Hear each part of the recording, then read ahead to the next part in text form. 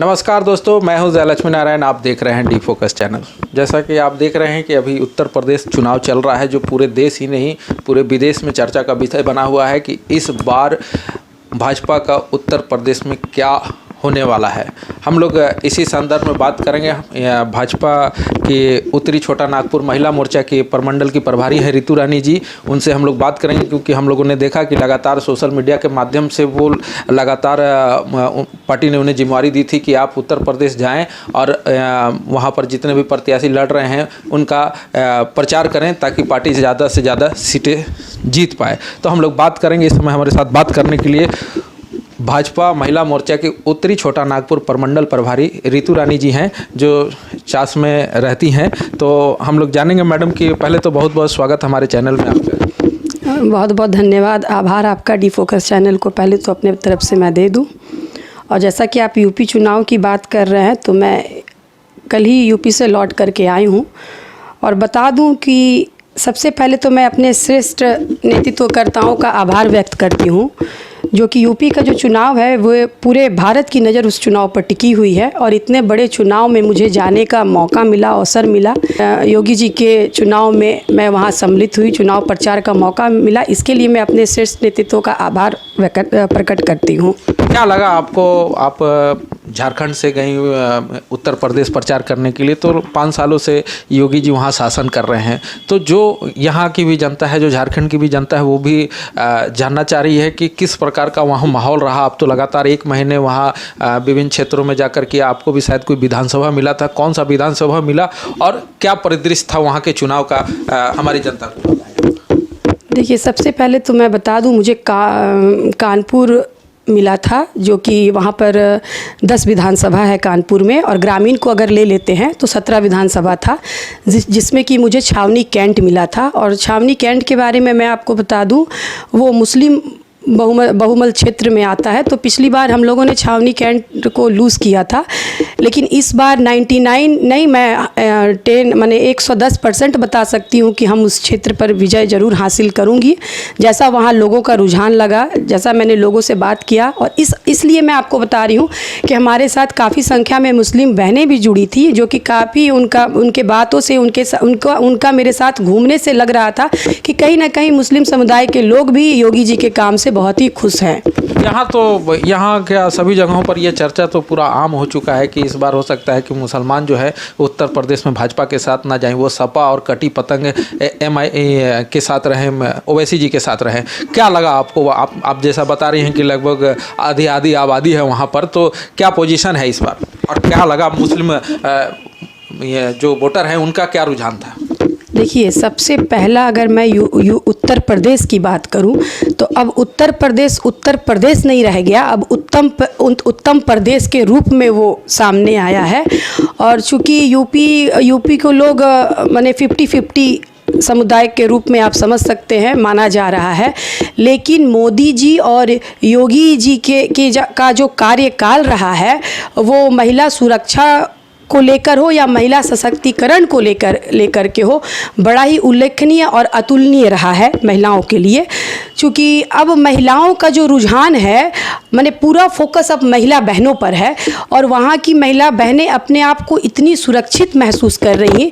और महिला बहनें ही क्यों, मैं तो झारखंड से वहाँ चुनाव प्रचार में गई थी, मैं भी वहाँ रात में 11:30-12 बजे तक मैंने वहाँ कैंपेनिंग की है। बहुत अच्छा वहाँ की सुरक्षा व्यवस्था, हर चौक चौराहे पे आपको पुलिस तैनात आपको मिलते थे, बड़ा अच्छा वहाँ का सिस्टम था।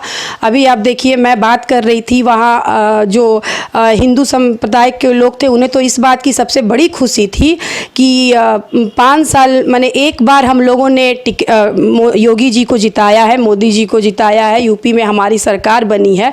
और एक बार हम लोगों ने वहाँ के लोगों का कहना था, जो हिंदू भाषाभाषी के लोग थे, वो लोगों का कहना था कि एक बार हम लोगों ने बटन दबाया, 5 साल का मौका मिला, और 500 साल पुराना जो सपना था राम मंदिर का, उस पर विजय पा करके राम लला को ला करके वहाँ बैठा दिया है। अब हम लोगों का मथुरा का की अब बारी है। ऐसे रामलला आ गए, मथुरा की बात, ये तो झांकी है, अभी पूरी कहानी बाकी है, ट्रेलर अभी बाकी है।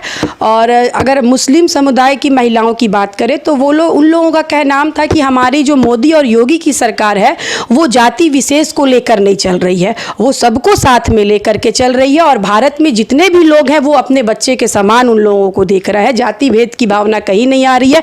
उन लोगों ने खुद स्वीकारा है कि अगर महिला इज्जत की बात हो, शौचालय का बात कर लेते हैं, अगर हम लोग राशन कार्ड की बात कर लेते हैं, कोरोना काल में जितने भी वहाँ कार्य किए गए, योगी जी ने जितने भी लोगों को जो घर में बैठे हुए थे उनके घर में जा करके वहाँ के लोगों ने राशन, पार्टी के लोगों ने घर में राशन पहुँचाने का काम किया है। आपका गैस सिलेंडर लोगों के घर तक पहुँचा है।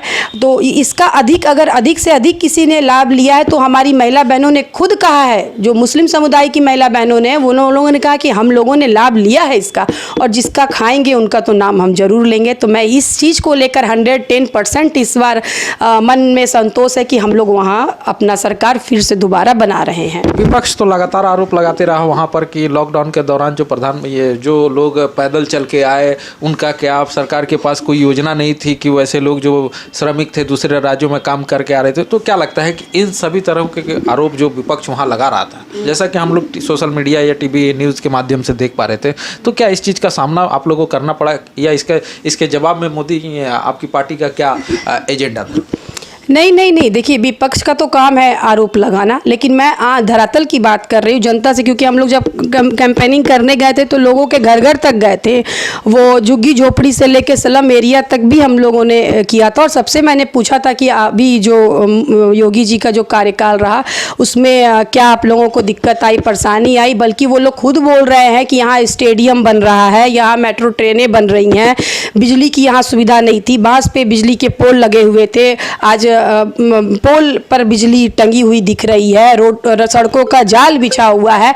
आज मान लीजिए स्टेडियम हो, चाहे आपका जो हमारा मेट्रो ट्रेन बन रहे हैं, और भी बहुत सारे वहाँ फैक्ट्रीज लग रहे हैं। तो वहाँ तो लोगों का कहना साफ यही था कि अब हमारे लोग बाहर क्यों जाएंगे काम करने, जब हमारे यहाँ ही ये सब सुविधा हो जाएगी तो हमारे तो घर के लोग घर में ही काम करेंगे ना। योगी जी पे एक आरोप है कि उन्होंने लगातार इनकाउंटर करके लोगों को, जो स्थानीय नागरिक थी, माने गुंडों के नाम पर स्थानीय नागरिकों का भी इनकाउंटर हुआ। तो क्या यह मुद्दा वहाँ छाया हुआ था? इस मुद्दे के बारे में क्या? हाँ, ये मुद्दा बड़ा अच्छा तरीके से वहाँ छाया था, लेकिन इस बात पे छाया था कि जहाँ यूपी में लोग बम की बात करते थे, अब वहाँ यूपी के लोग हर हर महादेव की बात करते हैं, बम बम भोले की बात करते हैं। बम को उन्होंने बम बम भोले का दर्जा दिया है।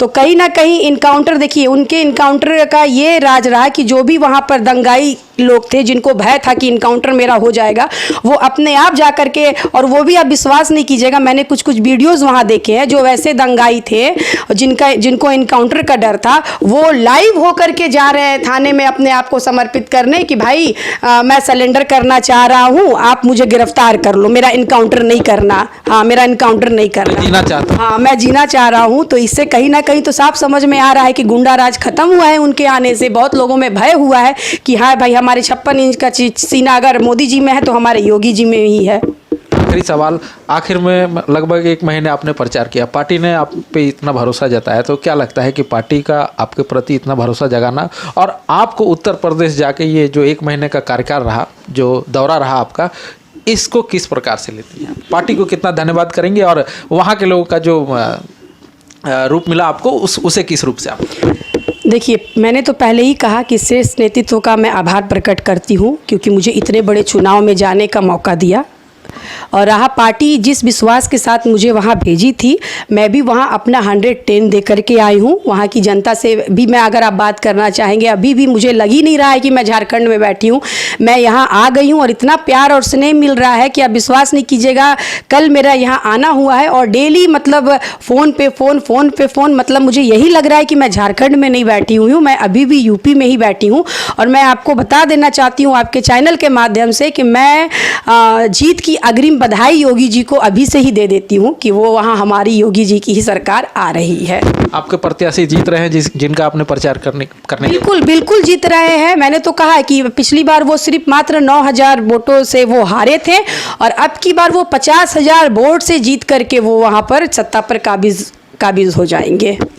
तो आपने देखा कि ये थी भाजपा महिला मोर्चा की उत्तरी छोटा नागपुर प्रमंडल प्रभारी रितु रानी सिंह, जो कि उत्तर प्रदेश में कानपुर कैंट छावनी में अपना प्रचार करने गई थी, पार्टी के तरफ से प्रचार करने गई थी, वहाँ के प्रत्याशी के पक्ष में प्रचार करने गई थी। जैसा कि आपने इनकी बातों को सुना कि ये तो वहाँ से आने के बाद ऊर्जा से लबरेज भरे हुए हैं और जीत का भी लगभग इन्होंने घोषणा कर दिया है कि हमारे प्रत्याशी ही नहीं पूरे उत्तर प्रदेश में इस बार योगी जी की सरकार भी बनने जा रही है, जो अगली बार से ज़्यादा बहुमत की ओर बढ़ेगी। हम और भी लोगों से बात करेंगे और उत्तर प्रदेश संबंधित देश की पूरी खबरें जहां चुनाव हो रही हैं या वैसे शख्सियत जिनकी बातों को आपको हमें सुनाना होगा, हम अपने लोगों के बीच में अपने चैनल के माध्यम से प्रदर्शित कर सकेंगे। कैमरा पर्सन देवेंद्र के साथ मैं जयलक्ष्मी नारायण, डी फोकस चास।